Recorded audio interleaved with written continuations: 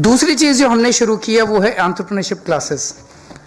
हम चाहते हैं कि हमारे बच्चे बचपन से बिजनेस माइंडेड बने, वो बड़े होके नौकरी लेने वाले ना बने, नौकरी देने वाले बने। तो 9th 10th 11th and 12th classes में हम लोगों ने एंटरप्रेन्योरशिप क्लासेस चालू की हैं, जिसमें दो चीज़ कर रहे हैं। हमने हर बच्चे को 1000 रुपए दे दिए और हमने कहा कि अब कोई ऐसा बिजनेस सोचो जिससे 1000 को 2000 रुपए बनाना है, कैसे बनाओगे। तो बच्चे नए नए एक्सपेरिमेंट्स, जैसे एक क्लास में करीब 30-40 लड़कियां इकट्ठी हो गई और उन्होंने कहा हम पूल करेंगे, 30,000 रुपए हो गए हमारे, अब हम स्कूल में कैंटीन चालू करेंगे। That's very nice. So children have started thinking in those terms. साथ में हमने शुरू किया है कि हमने जो अच्छे बड़े एंटरप्रेन्योर्स हैं देश के, उनको हमने स्कूलों में बुलाना चालू किया और हमने एंटरप्रेन्योर्स को कहा है कि आप एक क्लास ले लीजिए और इस क्लास को आप अपनी कहानी सुनाइए, आप अपने एक्सपेरिमेंट्स सुनाइए, आप अपने एक्सपीरियंसेस शेयर कीजिए। एंड वी आर सो, मतलब हम खुश हैं, ये तो अच्छी बात है। एंटरप्रेन्योर्स भी जो आ रहे हैं वो इतने खुश होके जा रहे हैं because the interaction with 9th class students on कि उन्होंने कैसे अपना बिजनेस शुरू किया, उनके क्या एक्सपीरियंसेस हुए, वो बहुत ही इंटरेस्टिंग। एंटरप्रेन्योरशिप माइंडसेट कैरिकुलम सिर्फ दिल्ली के लिए नहीं, देश के लिए नहीं, मैं यकीन के साथ कह सकता हूं कि आने वाले समय में दुनिया भर के लिए एक नजीर बनेगा। जिस तरह से हैप्पीनेस कैरिकुलम मात्र 6-7 महीने में पूरी दुनिया में इंटरेस्ट का विषय बना हुआ है, दुनिया भर के रिसर्चर्स, दुनिया भर के यूनिवर्सिटीज के लोग, दुनिया भर के मंत्री, वो इस बात को समझेंगे कि हमने बच्चे को स्किल्स तो दे दिए, नॉलेज तो दे दी, पर उस नॉलेज का बच्चा क्या करे, उस नॉलेज के सहारे अपनी जिंदगी कैसे जिए और दूसरों को जीने में मदद कैसे करे, उसको अगर अप्लाई करना है तो एंटरप्रेन्योरशिप कैरिकुलम को समझना पड़ेगा, एंटरप्रेन्योरशिप माइंडसेट को समझना पड़ेगा। यह बहुत बड़ी जिम्मेदारी भी है, चुनौती भी है। और मैं बड़ी बड़ी बातें छोड़ दीजिए, दुनिया देखे ना देखे, हमें तो अपनी प्रॉब्लम भी तो देखनी है। हमारी अपनी प्रॉब्लम्स कितनी हैं?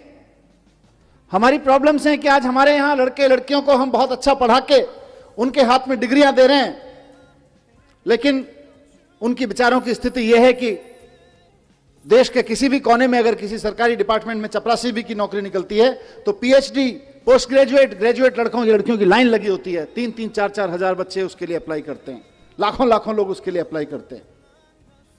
क्यों? क्योंकि हमने पीएचडी की डिग्री तो दे दी, नॉलेज तो दे दी, पोस्ट ग्रेजुएशन की डिग्री तो दे दी, नॉलेज तो दे दी, ग्रेजुएशन की डिग्री, नॉलेज तो दे दी, लेकिन उसका करना क्या है ये नहीं दिया। उस नॉलेज के बेस पे मैं क्या कर सकता हूं ये नहीं दिया। इस नॉलेज के बेस पे क्या कर सकते हैं, इसी का नाम एंटरप्रेन्योरशिप कैरिकुलम है, इसी का नाम एंटरप्रेन्योरशिप माइंडसेट है। तो हमारे देश की सबसे बड़ी समस्या जो अनएम्प्लॉयमेंट है आज की तारीख में, उसका समाधान इससे निकलने वाला है, पूरे राष्ट्रीय समस्या का। जैसा चीफ सेक्रेटरी साहब ने अभी कहा कि अगर 1% बच्चे भी आगे बढ़ के एक्चुअली एंटरप्रेन्योर्स बनने की दिशा में चल पड़े तो इंडिया को सुपर पावर बनने से कोई नहीं रोक सकता है, सुपर पावर बनने से। यह बड़ा विजन है, बड़ा ड्रीम है, हमको सिर्फ एक क्लास का ड्रीम नहीं है। अभी सचिन बंसल जी जैसा जिक्र कर रहे थे कि आईआईटी से निकलने के बाद इनके पास में जीने के 2 तरीके थे। एक तरीका यह था कि ये नौकरी कर लें किसी बड़ी कंपनी में, और दूसरा तरीका यह था कि कोई अपना काम कर लें, छोटा मोटा, जैसा भी छोटा मोटा से शुरुआत करें। इन्होंने पहले दूसरा वाला चुना कि पहले पहला वाला चुना, थोड़े दिन नौकरी करके देखने वाला, फिर उनको मजा नहीं आया, इन्होंने दूसरा चुन लिया और आज जितने की ये खुद नौकरी कर रहे होते हैं उससे कहीं ज्यादा की नौकरियां 50,000 लोगों को दे रहे हैं। इसलिए इसका समाधान मैं निकलते देखता हूं, यह बहुत बड़ी बात है। मैं स्कूलों में जाता हूं, आजकल एंटरप्रेन्योरशिप कैरिकुलम पे जब से चर्चा हुई है, हैप्पीनेस एंटरप्रेन्योरशिप पे बात करता हूं, वहां उनसे पूछता हूं, बच्चों से, 1000 बच्चे सामने बैठे होते हैं, 2000 बच्चे सामने बैठे होते हैं, उनसे पूछता हूं कि आप में से कितने लोग नौकरी करना चाहते हैं। आप में से कई स्कूलों में आके मैंने ये प्रयोग किया है, 99.1%, 99.9% बच्चे तक कहते हैं साहब हम नौकरी करना चाहते हैं, असेंबली में बैठ के। मेरा सवाल हर जगह यही होता है, और आज भी मैं उसी सवाल के जवाब में एंटरप्रेन्योरशिप कैरिकुलम की बात करना चाहता हूं कि अगर हमारे स्कूलों से निकलने वाले 99.9 100% बच्चे अगर नौकरियां ढूंढते रहेंगे तो फिर नौकरियां देने वाले कहां से आएंगे? अगर हम सिर्फ अपने स्कूलों से नौकरियां ढूंढने वाले लोग पैदा करेंगे तो नौकरियां देने वाले लोग कहां से आएंगे? उसका जवाब एंटरप्रेन्योरशिप कैरिकुलम से हमें निकालना है। हमें और दूसरी चीज यह भी है कि सिर्फ नौकरी देना नहीं है, आप इसको देश के पॉइंट ऑफ व्यू से देखिए। आज हमारे मंच पर विनी बंसल जैसी शख्सियत बैठी हैं जिन्होंने एक बड़ी कंपनी में नौकरी की, एक अमेरिकन कंपनी में नौकरी की। आप सोच के देखिए कि किसी स्कूल में पढ़ते होंगे, वहां से निकल के उसी माइंडसेट के साथ की नौकरी करनी है, जाके अमेरिका की एक बड़ी कंपनी में नौकरी कर ली। अब नुकसान क्या होता है? नुकसान यह होता है कि हम और आप मिलके बच्चों पे मेहनत करते हैं, मेहनत करके उसे IIT IIM भेजते हैं, उसके बाद अमेरिका की कंपनी में नौकरी करता है, क्योंकि हमारे यहां तो नौकरी देने वाले लोग हैं नहीं, नौकरियां बनाने वाले लोग हैं नहीं, नौकरियां प्रोड्यूस करने वाले लोग हैं नहीं, तो वो जाके अमेरिका की किसी कंपनी में नौकरी करता है। मुझे नहीं पता विनी भाई, लेकिन अमेरिका सारा स्किल के बावजूद अमेरिका की कंपनी में नौकरी करने के बाद आप सबके, हमारे सब मेहनत के बाद जो हमको हासिल होता है वो कुल मिला के एक लड़के की तनख्वाह हासिल होती है, इससे ज्यादा कुछ नहीं हासिल होता। और वो जब दुनिया भर के प्रोडक्ट अमेरिका की एक वेबसाइट पे सेल कराता है सॉफ्टवेयर बना के, तो फायदा फिर अमेरिका को होता है। सारी दुनिया में किसी कंपनी विशेष की बात नहीं है, लेकिन आप सोच के देखिए, और मैं कोई स्वदेशी का रोमांटिसिज्म भी नहीं पेश कर रहा हूं, मैं इकोनॉमी की बात कर रहा हूं कि सारी दुनिया में कोई भी प्रोडक्ट खरीदना हो लोग अमेज़न पे खरीदते हैं। हमारे यहां का लड़का उसको चलाता है, मेहनत करके उसका सॉफ्टवेयर बनाता है, हमारे IIT से निकला हुआ। हमको खाली तनख्वाह हाथ में आती है देश को, देश की इकोनॉमी को, और अमेरिका को सारी दुनिया के जितने भी लोग उससे अमेज़न को यूज करके कुछ खरीद रहे हैं, उसका सारा प्रॉफिट अमेरिका में चला जाता है। फिर हम कैसे उम्मीद करें कि अमेरिका के मुकाबले हमारी देश की इकोनॉमी बढ़ेगी? देश की इकोनॉमी को जॉब सीकर्स आगे नहीं बढ़ाते हैं, देश की इकोनॉमी को जॉब प्रोवाइडर्स आगे बढ़ाते हैं। अगर हमको भारत को एक इकोनॉमिक सुपर पावर बनाना है, भारत की इकोनॉमी को लेकर हम कुछ सपना देखते हैं कि हमारा देश भी अमीर हो, तो सबसे पहले यह सुनिश्चित करना पड़ेगा कि हमारे देश का ब्रेन हमारे देश की इकोनॉमिक पावर बनाने में लगे। अभी हमारा देश का इकोनॉमिक ब्रेन अमेरिका और यूरोप के देशों की को इकोनॉमिक पावर बनाने में लगा हुआ है। इसलिए आज जो हम एंटरप्रेन्योरशिप कैरिकुलम लॉन्च कर रहे हैं, बहुत बड़े सॉल्यूशन के रूप में हम इसको लॉन्च कर रहे हैं। और मैंने कई मंचों पे कहा है और यहां कहना चाहूंगा, दोनों चीजों में, इकोनॉमी के पॉइंट ऑफ व्यू से भी और जॉब के पॉइंट ऑफ व्यू से भी।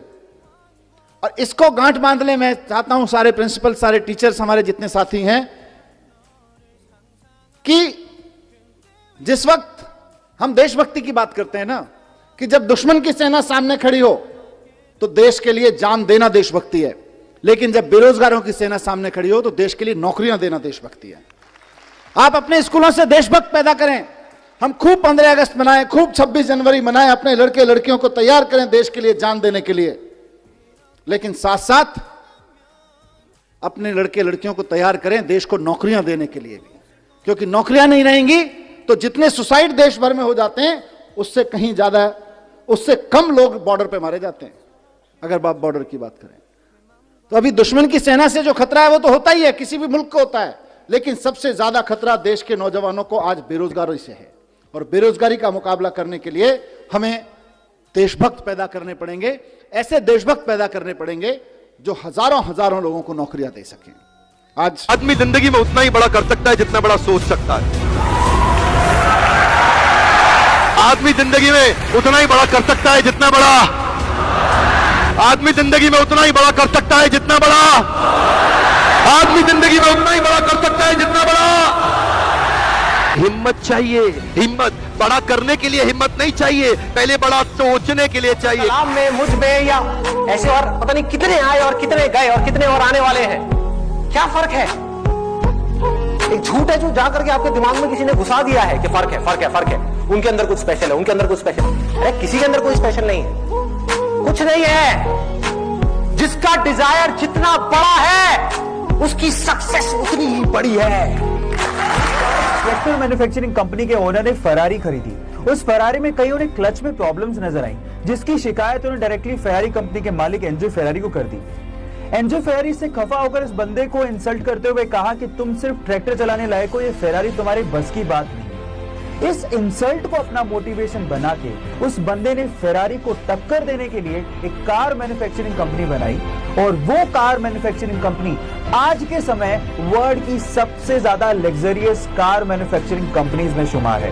Yes, I am talking about Lamborghini, और फाउंडर का नाम था फेरुशियो लैम्बोर्गिनी।